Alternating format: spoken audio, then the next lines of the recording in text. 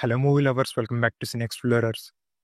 2024లో release అయిన the best movies ranking అయితే ఒక ఆర్డర్లో చేయలేదు, కానీ మాకు ప్రతి మంత్లో ఏవైతే బాగా అనిపించాయో అవైతే మేము చెప్తున్నాం. ఇది ఓన్లీ మా పర్సనల్ చాయిస్ మాత్రమే. స్టార్టింగ్ విత్ హనుమాన్ అంటే ప్రశాంత్ వరం విజన్ అంతా ఒక సినిమాలో కనబడింది. తనకి చిన్న తక్కువ బడ్జెట్ సినిమాకి సిజిఐ అండ్ విజువల్స్ రెండు పర్ఫెక్ట్ గా ఇచ్చాడు. యాక్చువల్గా అంటే మన దగ్గర సూపర్ హీరో సినిమాలు తీయాలనే థాట్ బ్యూటిఫుల్ థాట్ కదా.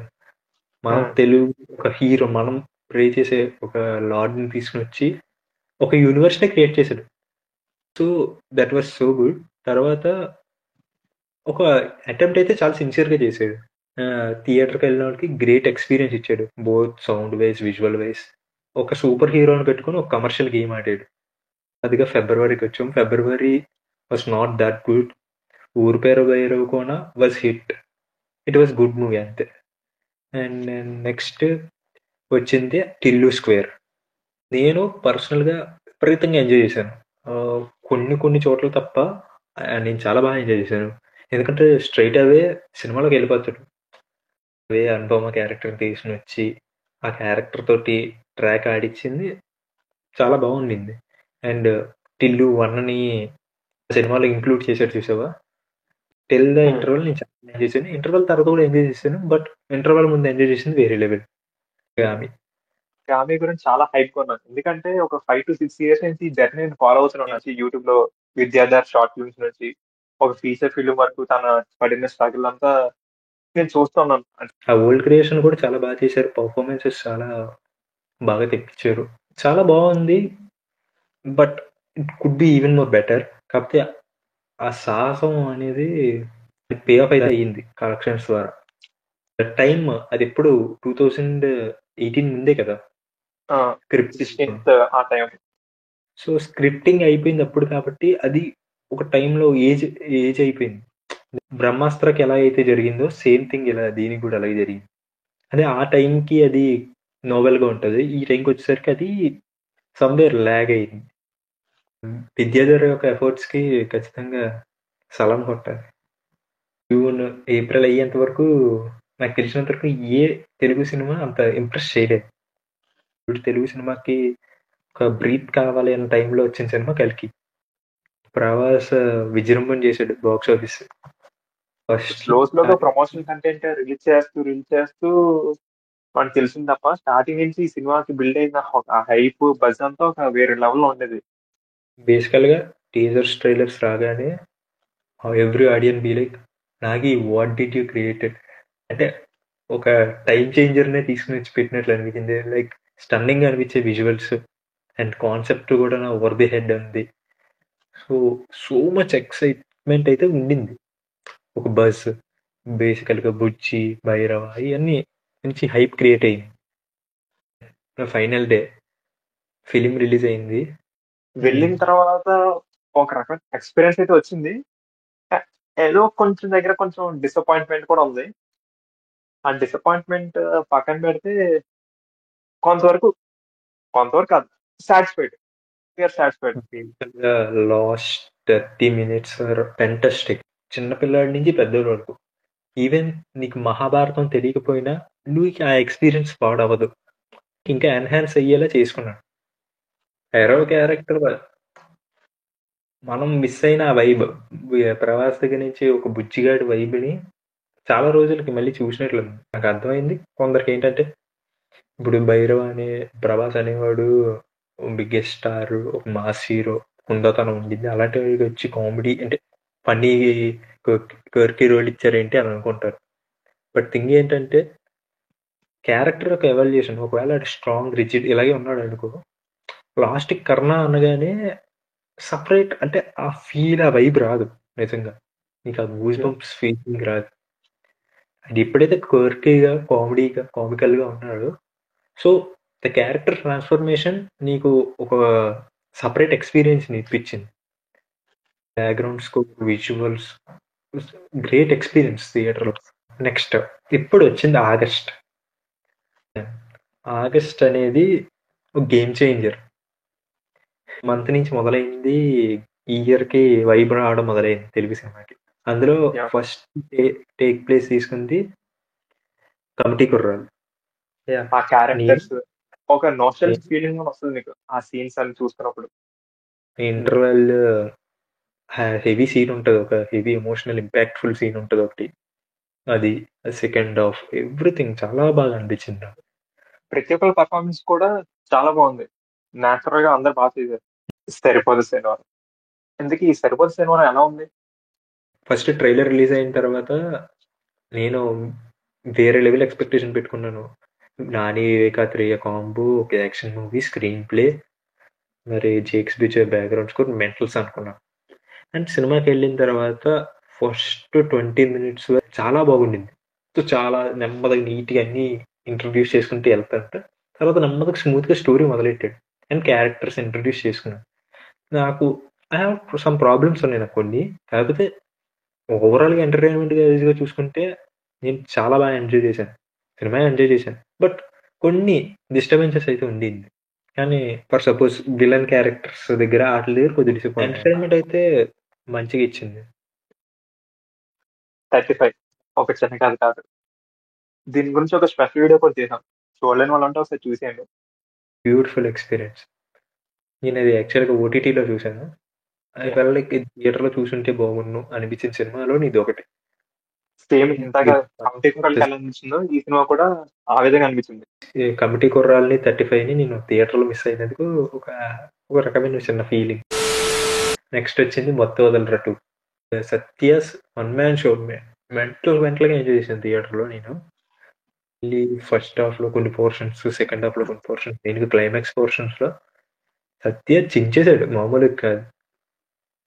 నువ్వు అన్నట్లు టిల్లు స్క్వేర్ తర్వాత the most entertain movie in theatres అది ఖచ్చితంగా మత్తు వదలరా 2. అంత కంపారిజన్స్ వస్తాయి కదా, మరి 1 చూసిన తర్వాత 2 చూసాం. సో ఆ కంపారిజన్ లో సీరియస్నెస్ తగ్గిందని అనిపించింది. నెక్స్ట్ దేవరా. దేవరాకి కొన్ని ప్లసెస్ ఉన్నాయి, కొన్ని నెగిటివ్స్ ఉన్నాయి. బట్ ఫస్ట్ ప్లసెస్ గురించి మాట్లాడుకోవాలండి ఉంటే junior NTR acting, Anirudh score, visuals, ఇవన్నీ కొన్ని సీన్స్. బట్ నెగిటివ్స్ వచ్చేసరికి కథ తక్కువ ఉంది, దాన్ని కుదించి అది 2వ పార్ట్ కింద మార్చడం వల్ల సినిమాలోని ల్యాగ్ ఎక్కువైంది. ఆ ఫస్ట్ హాఫ్ ఇచ్చిన ఎంటర్టైన్మెంట్ సెకండ్ హాఫ్ ఇవ్వలేదు. స్వాగ్ సినిమా వచ్చింది, అనదర్ మంచి మూవీ, చాలా మంచి మూవీ. పర్టికులర్ గా మీకు ఒపీనియన్ డిఫరెంట్ ఉండొచ్చు, బట్ స్వాగ్ అనేది రైటింగ్ పరంగా చాలా కష్టం. ఎటువంటి ఇన్హిబిటేషన్స్ లేకుండా నాకేమనిపించింది, ఇప్పుడు నేను తీయాలి అనుకున్న దాన్ని ఎటువంటి ఎవరి దగ్గర నుంచి, నీకు పర్ఫార్మెన్సెస్ దగ్గర నుంచి ఎటువంటి ఇన్హిబిటేషన్స్ లేకుండా సిన్సియర్గా, అర్థమైందా, తన సిన్సియారిటీ ఉండింది రాయడంలో. సో అలాంటి సినిమాలు ఉండాలి. లైక్ శ్రీ విష్ణు చెప్పాడు, ఈ ఫిలింని మనం బయట వాళ్ళకి చూపించుకొచ్చాను. ఎగ్జాక్ట్లీ స్వాగ్ అనేది ఎగ్జాక్ట్గా అలా ఉంటుంది. హేయాతికి విభూతికి మధ్యలో ఉన్న సీన్స్ మెంటల్, చాలా చాలా పిచ్చి పిచ్చిగా ఎంజాయ్ చేశాను. డ్రై సీజన్ ఒక వైబ్ని క్రియేట్ చేసింది. నిజంగా ఇండస్ట్రీలో ఒక దీపావళిని సెలబ్రేట్ చేసుకునేది అయిపోయింది. అయితే దీపావళికి వచ్చిన 2 సినిమాలు, ఒకటి కా, ఇంకోటి లక్కీ భాస్కర్. లక్కీ భాస్కర్ నిజంగా వెంకీ అట్లూరి నుంచి లక్కీ భాస్కర్ ని అస్సలు ఎక్స్పెక్ట్ చేయలేదు. ఎందుకంటే Venky Atluri previous movies star కాకుండా first 2 movies romantic films, third Sir, అది okay. But Lucky Bhaskar writing తో ఒక సర్ప్రైజ్ చేశాడని చెప్పాలి. ప్రతి సీన్ ని, ప్రతి షాట్ ని బాగా తీసారు అండ్ ఎంగేజింగ్ గా ఉంటుంది ఫస్ట్ నుంచి లాస్ట్ వరకు. If the heist is art, Dulquer is Picasso. ఇది కరెక్ట్ స్టేట్మెంట్. తెలుగులోని ఈ సంవత్సరం థ్రిల్లర్ వాయిడ్ని ఈ సినిమా ఫీల్ చేసింది. ఒక థ్రిల్లర్ లోని ఇలాంటి థాట్ నాకు తెలిసినంత వరకు ఒక new age thought. New age thought ని కమర్షియల్ ఎలిమెంట్స్ లో బ్లెండ్ చేసి ఒక పర్ఫెక్ట్ ఫిలిం లా ఇంటి వాళ్ళకి ఇచ్చారు. మోస్ట్ యాంటిసిపేటెడ్ ఫిలిం ఇక్కడే కాదు, ఓవరాల్ ఇండియాలోని చాలా యాంటిసిపేషన్ ఉన్న మూవీ పుష్ప 2. కమర్షియల్ సినిమాలు కావాల్సిన ప్రతి ఇంగ్రీడియంట్ సినిమాలో కనబడుతుంది. ర్యాంపేజ్ కి మనం అసలు పేరట్లేదు, పుష్ప ర్యాంపేజ్ కి. Pushpa was the Sukumar and Allu Arjun's rampage. Well made commercial movie. నాకు తెలిసిన వరకు perfect commercial movie. Overall performances, visuals అన్ని everything was so good. Just ఒక్క మైనస్ ఏంటంటే విలన్ ట్రాక్ వాజ్ సో, అంతే, అది ఒకటే డౌన్. ఫుల్ వచ్చిన peak performance. Zebra has its moments. థియేటర్లో నీకు కొన్ని మూమెంట్స్ ఉంటాయి, ఆ మూమెంట్స్ అయితే చాలా బాగుంటాయి. Other than that background score, performances, editing రకమైన ఎడిట్ ప్యాటర్న్ రేసీగా వెళ్తుంటది, పరిగెడుతుంటది. ఎడిట్ కూడా, సినిమా కూడా బాగుంటుంది.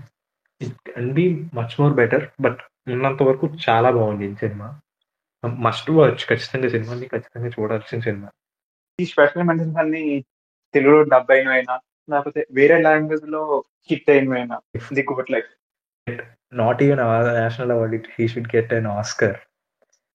అంటే లైఫ్ టైం రోల్ అంటారు చూసావా, లైఫ్ టైం రోల్. అది అంటే ఈ రోల్ కానీ ఇంకొకసారి చేస్తే చచ్చిపోతారు. ఆ రోల్ చెయ్యాలంటేనే నీకు గట్స్ ఉండాలి అసలు. అంటే 2010 లో స్టార్ట్ అయిన cinema 2024, 14 years. The way it was edited, the screenplay, the pace, everything చాలా బ్యూటీ ఉండింది. పర్ఫార్మెన్స్ కానీ చాలా చాలా బాగుంది. Beautiful film. కిల్ అంటే మజా వచ్చింది అంటారు కదా, అది. కిల్ అని టైటిల్ పడ్డ వరకు ఒక లెక్క, కిల్ అని టైటిల్ పడిన తర్వాత ఒక లెక్క. పీక్ ఉంటుంది, పీక్. నేను థియేటర్ ఎక్స్పీరియన్స్ ఖచ్చితంగా మిస్ అయ్యానని ఫీలింగ్ వచ్చింది నాకు. విలన్ కింద యాక్ట్ చేసేది చూసావా, మెంటల్ యాటిట్యూడ్ మెయింటైన్ చేసేది. ఆ యాటిట్యూడ్ ఏంటో సూపర్ యాటిట్యూడ్. నేను పిచ్చికి ఎంజాయ్ చేశాను మనిషిది. నేను హిందీలోనే చూశాను, డబ్బింగ్ కూడా పెళ్ళి చెప్పాడు. సూపర్. ఈ ఇయర్ స్టార్టింగ్ లో వచ్చిన మలయాళం సినిమాలమ్మో, Manjummel Boys, great experience. Theatrical experience, super great theatrical experience. Editing అబ్బో, music super, direction, writing, everything super. Performances నిజంగా ఆ 11 మందికి అలా జరిగిందేమో అనుకుంటాం, ఆ లెవెల్లో చేశారు. నెక్స్ట్ ప్రేమలో సినిమాని ఎంజాయ్ చేశాను చాలా. ఎంజాయ్ చేయడం కంటే ఈ సినిమాని ఎలా తీశారు బాబు అంటే, ఆన్ పేపర్ ఈ సినిమాని ఎలా పెట్టారు, నీకు చూస్తున్నప్పుడు ఒక ఎంటర్టైన్మెంట్ వచ్చింది, కానీ పేపర్ ఎలా పెట్టారు. ఆడియన్స్ కనెక్ట్ చేసే మీటర్ ఒక మీటర్ ఉంటుంది, ఆ మీటర్ కానీ కనెక్ట్ అవ్వలేదా అంటే సినిమా నీకు అసలు ఏది కనెక్ట్ అవ్వదు. అది మాత్రం గిరీష్ షేడే ఫిలిమ్స్ లో నీకు ఫస్ట్, నేను గిరీష్ షేడే ఫిలిమ్స్ లో ఒక పెద్ద ఫ్యాన్ అని చెప్పాలి. తన ఫిల్మోగ్రఫీలో అన్ని సినిమాలు ఈ విధంగా ఉంటాయి, చాలా cute and simple love stories తో సింపుల్ గా అలా వెళ్ళిపోతుంటాయి. తర్వాత అన్వేషిపెన్ కాడితో అని వచ్చింది. ఇది సినిమా నాకు ఇది కూడా చాలా మంచి ఎంటర్టైన్మెంట్ ఇచ్చింది. నేను ఓటీటీలో చూసాను. ఫస్ట్ హాఫ్ అంతా ఒక కేసు, సెకండ్ హాఫ్ అంతా వేరే కేసు. అదొక అంటే నాకు ఒక ఏంటి ఇలా కూడా తీయచ్చా అని అనిపించింది. This is the situation when director think ఒక టికెట్ మీద 2 సినిమాలు చూపించాలని అనుకున్నప్పుడు సీరియస్ గా తీసుకుంటే ఇలాగ సినిమాలు వస్తాయి.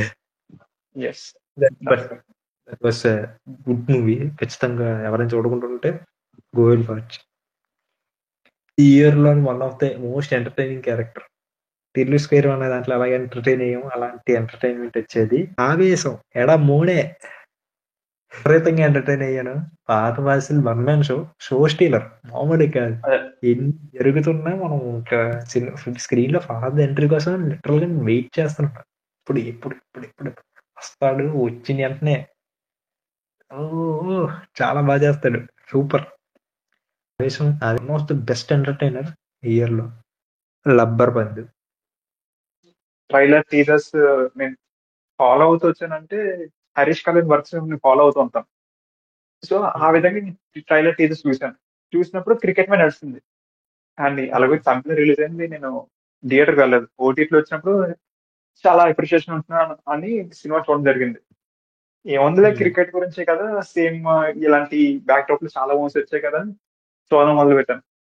చూసేటప్పుడు మాత్రం క్రికెట్ గురించే కాకుండా నీకు మళ్ళీ సేమ్ క్యాస్ట్ గురించి కూడా డీల్ చేస్తూ ఉంటారు సినిమాలో హీరోయిన్ తో పాటు హీరోయిన్ వాళ్ళ ఫాదర్, అది వేరేగా మెయిన్ క్యారెక్టర్, అతనికి తీసుకున్న బాండ్, చిన్న చిన్న క్యూట్ మూమెంట్స్ వాళ్ళిద్దరి మధ్య. ద హైయెస్ట్ గ్రాసర్ ఈ ఇయర్ లో అదే మహారాజా. చాలా థిన్ లైన్ ప్లాట్. ఇలాంటి థిన్ లైన్ ప్లాట్ ని ఒక దారంతో కుట్టినట్టు స్క్రీన్ ప్లే వీవ్ చేస్తూ ఉన్నారు. చాలా ప్రతి మైన్యూట్ డీటెయిల్ కి కనెక్షన్ ఉంటుంది అలాగా. ఆ కనెక్షన్ తోనే ఒక మంచి ఎమోషనల్ కూడా సినిమాలో ఉంటది.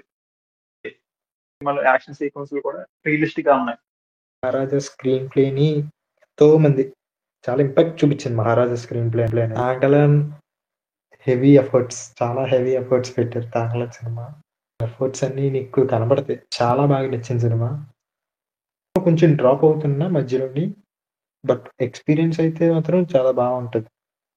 అది ఒక రకమైన సినిమా. అంటే ఇప్పుడు చూసే ఒక రెగ్యులర్ సినిమా కాదు. ఒక సెపరేట్ కోణంలో ఉండే సినిమా.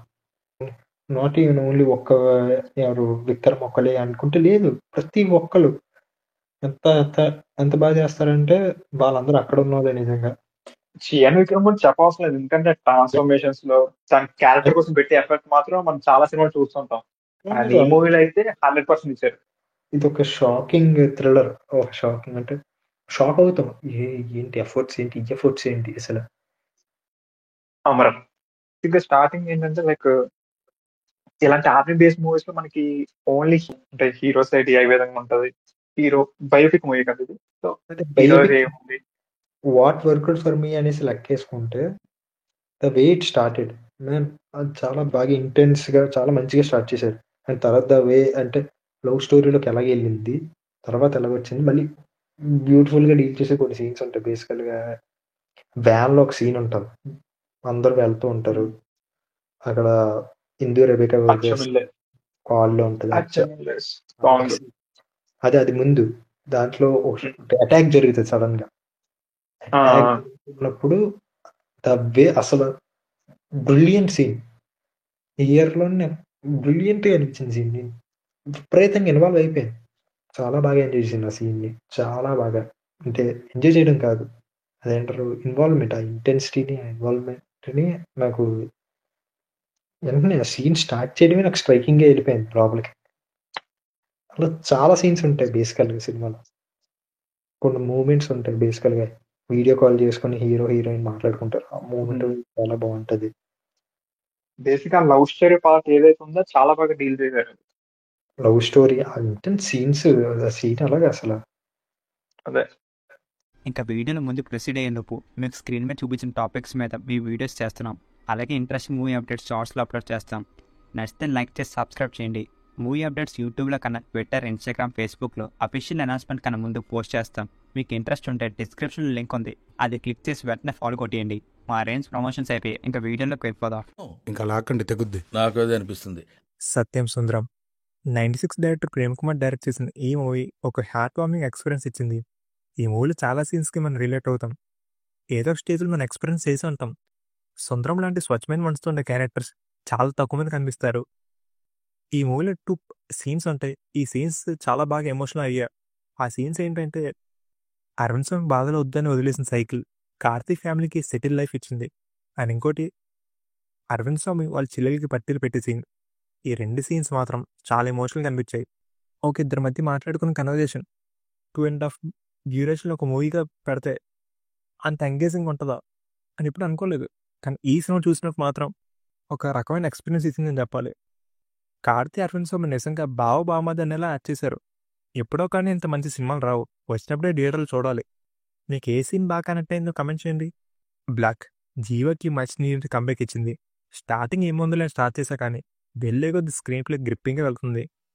ఇది యాక్చువల్లీ అమెరికన్ ఫిల్మ్ కోహరెన్స్కి అడాప్టెడ్ వర్షన్. మన ఇండియన్ నేటివిటీ తగినట్టు బాగానే అడాప్ట్ చేశా కానీ ఒక మైండ్ బెండింగ్ ఎక్స్పీరియన్స్ ఇచ్చింది. ట్విస్ట్ అండ్ టర్న్స్ ఎంగేజ్ చేస్తూనే ఉంటుంది. అండ్ బేసిక్గా ఆల్టర్నేట్ కాన్సెప్ట్ని బాగా డీల్ చేశారు. సేమ్ ఇదే ఎక్స్పీరియన్స్ అనొచ్చు, లేకపోతే దీనికన్నా ఎక్కువ ఎక్స్పీరియన్స్ అని చెప్పొచ్చు. కానీ బ్లాక్ ఎలాంటి ఇంపాక్ట్ ఇచ్చిందో బ్లింక్ దానికన్నా ఎక్కువ ఇంపాక్ట్ ఇచ్చింది.